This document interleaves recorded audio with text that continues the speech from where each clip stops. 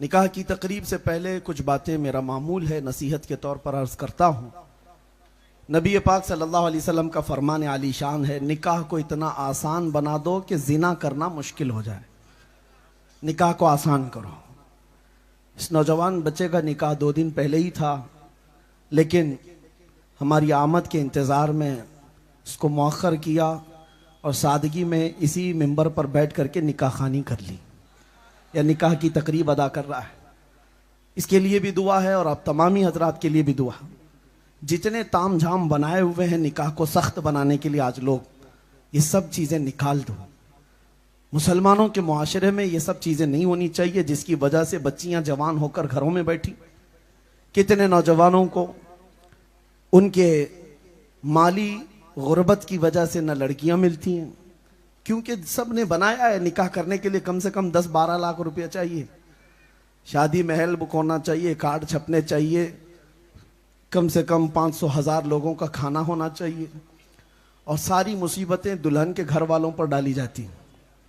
ये एक ऐसी मुसीबत है, अगर ये कंटिन्यू जारी रहा तो बाद में फिर बाप बेटी के पैदा होने पर मुंह बिगाड़ लेगा। खर्चा करने वाली आ गई। मेरे अजीजों, इस मुसीबत से तो इस्लाम ने नजात दिया है। अरब इसीलिए तो अपनी बेटियों को बहुत जल्दी ही गर्दन मरोड़ करके दफन कर देते थे जब बेटी पैदा होती। क्या वो जहालत का रिवाज हम फिर से लाना चाहते हैं? हरगिज नहीं। अल्लाह ने मर्दों को 2 हाथ दिए हैं, कमाओ और अपनी बीवी को खिलाओ। अपनी बीवी के बाप से भीख मांगने वाले नौजवान, मैं उनको दूल्हा नहीं कहता, वो इंटरनेशनल फकीर है। जहेज की भीख मांगने वाले, कार चाहिए, बाइक चाहिए, और अपनी दुल्हन के बाप से सब चाहिए। अरे शादी का जोड़ा भी उसी से चाहिए। नंगे आए थे क्या दुनिया में? यानी बीवी के बाप से हर चीज चाहिए, माल भी चाहिए, जोड़ा भी चाहिए, कार भी चाहिए, बाइक भी चाहिए। इतना सब अगर चाहिए तो मैं उसको मशवरा देता हूं, एक कटोरी ले ले, मस्जिद के बाहर बैठ जा। लोग एक एक सिक्का डालते जाएंगे, बहुत पैसा आ जाएगा। मेरे अजीजों, इसको भी भीख मांगना कहा जाता है। इस रिवाज को खत्म किया जाए। मैं उन नौजवानों को देखना चाहता हूं जो नौजवान ये अहद करके उठे कि मैं अपनी ख्वाहिश के लिए नहीं, मेरे मुस्तफ़ा की सुन्नत पर निकाह करूंगा, हुजूर की शरीयत पर मैं निकाह करूंगा। ऐ नौजवानों, तुम दिलेर हो, जवान हो, अल्लाह ने हाथ दिए, कमाओ। उस नाजुक औरत को घर लाए, अपने हाथों से उसको खिलाओ। मेरे आका ने फरमाया, अपनी औरत को एक लुकमा खिलाना भी एक सदक़े का सवाब है। दूसरी बात, निकाह करने से पहले हुजूर पाक ने फरमाया, हर मर्द निकाह के पहले 4 चीजें देखता है। या तो औरत की खूबसूरती देखकर उससे निकाह कर रहा होता है, या औरत का बड़ा घराना देख करके, बड़ी खानदान वाली है, ये निकाह कर रहा होता है। फिर हुजूर फरमाते हैं, या तो फिर उसका बहुत माल देख करके निकाह करता है, बहुत मालदार औरत है। चौथा ये कि या तो उसकी दीनदारी देखकर निकाह करता है। हुजूर फरमाते हैं, जो सिर्फ खूबसूरती देख करके निकाह किया, शादी के बाद अल्लाह उसको फितने में मुब्तला कर देगा। हुजूर फरमाते हैं फितने में मुब्तला हो जाएगा। और सिर्फ औरत के बड़े पैसे होने वाली की वजह से निकाह किया, हुजूर फरमाते हैं शादी के बाद वो फकीर बन जाएगा, मोहताज हो जाएगा। और सिर्फ खानदान, बड़ा खानदान देख करके निकाह किया, कौम के अंदर वो जलील हो जाएगा। और हुजूर फरमाते हैं, जिसने औरत के अखलाक व किरदार और दीन को देखकर निकाह किया, मेरे आका फरमाते मौला उसे यहां भी बरकत देगा, वहां भी बरकत देगा। हाँ, सबसे पहली चीज अपनी दुल्हन में ये देखो कि वो खातून नबी पाक सल्लल्लाहु ताला अलैहि वसल्लम की शरीयत पर कितना चलती है, कुरान कितना पढ़ी हुई है, दीन कितना है। मैं अभी अभी अपने बयान में जो एक जिक्र किया, अभी आपके जहन को करीब करते हुए एक बात बताता हूं। एक नौजवान है, कुर्द का रहने वाला, इराक का नौजवान, जिसका नाम नजमुद्दीन, और वो शादी नहीं करना चाहता था, शादी ही नहीं करना चाहता है। बाप बार बार कहते थे उसको कोई लड़की नहीं पसंद आती। ऐसा नौजवान हो, ये नहीं है कि काली है, पीली है, ऊंची नाक है, छोटी नाक है, नहीं, उस नौजवान का मसला ही अलग था। एक दिन एक बुजुर्ग, उसके जो उस्ताद थे मस्जिद में, उससे समझाने के लिए बुलाए। कहा कि बेटा शादी कर ले, माँ बाप की ख्वाहिश है, माँ बाप की ख्वाहिश है।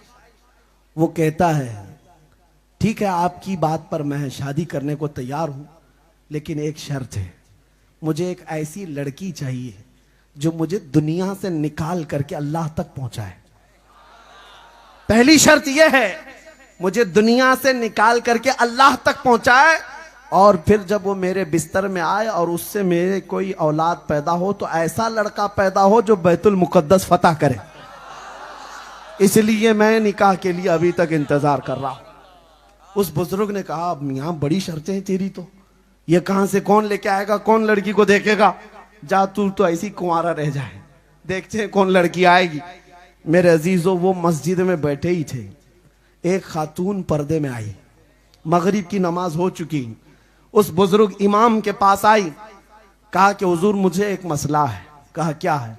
कहा घर वाले मेरी शादी कराना चाहते हैं और वो बड़े घराने में शादी कराना चाहते हैं, मेरा रिश्ता बहुत अच्छी जगह से आया है, मैं नहीं करना चाहती, आप अगर बोलेंगे तो मेरे घर वाले मान जाएंगे। उस बुजुर्ग ने कहा तुझे क्या फर्क पड़ता है, शादी की उम्र हो गई, शादी कर ले। खातून कहती है नहीं, मैं अपने घर वालों को बार बार कहती हूं नहीं करना है शादी, नहीं करना है। कहा क्यों नहीं करना चाहती?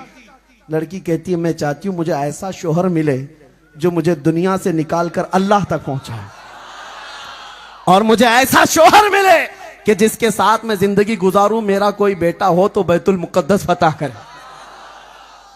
उस बुजुर्ग की बाँछें खिल गई, ये नौजवान अभी मुझसे ये कह रहा है, लड़की आई अभी ये कह रही है। उसी मस्जिद में निकाह हो गया, निकाह हो गया, दोनों को रुखसत किया गया। यही वो जोड़ा है जिससे पैदा होने वाले का नाम सलाहुद्दीन अय्यूबी है।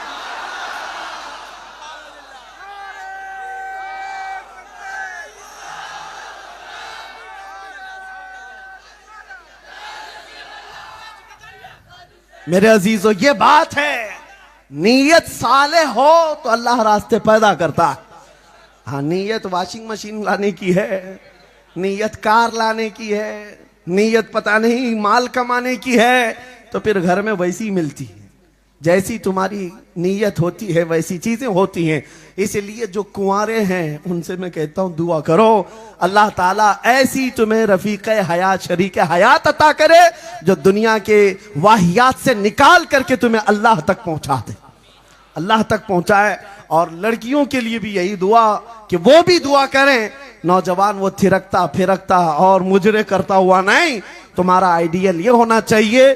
खवातीन तक मेरी बात जाती है तो अल्लाह की बारगाह में सजदों में ये दुआ करें, मौला मुझे कोई शोहर अता करे तो खालिद बिन वलीद का गुलाम अता कर, मुझे रसूल पाक का शहदाई अता कर। और जब नीयतें ऐसी हों, दुआएं ऐसी हों, तो मौला करीम जोड़े भी ऐसे बनाता है और औलाद भी पैदा होती है तो हसनैन करीमैन की गुलाम पैदा होती है।